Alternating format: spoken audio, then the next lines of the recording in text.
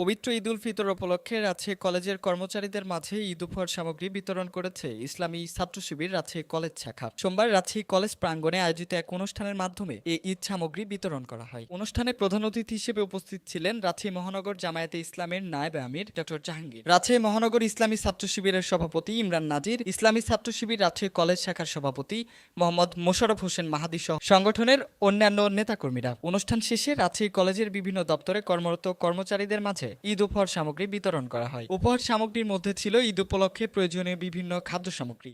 ২০০ জন কর্মচারীদেরকে নিয়ে আজকে ছাত্র শিবিরের পক্ষ থেকে ঈদ সামগ্রী উপহার প্রদানের আয়োজন করেছি।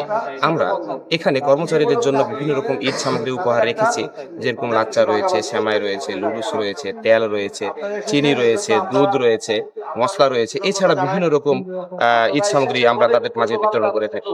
আমরা মনে করি রাজশাহী কলেজ একটি পরিবার, সেই পরিবারের একজন ছাত্র যেরকম সদস্য, সেই পরিবারের একজন শিক্ষক যেরকম সদস্য, সেইভাবে এই পরিবারে রাজশাহী কলেজ পরিবারের কর্মচারীরাও কিন্তু এই সদস্য। রাজশাহী কলেজ দেশসেরা কলেজ। এই দেশসেরা কলেজ হওয়ার পিছনে এই যে পরিষ্কার পরিচ্ছন্নতা, এখানে কিন্তু আমাদের রাজশাহী কলেজের কর্মচারীদের অবদান রয়েছে।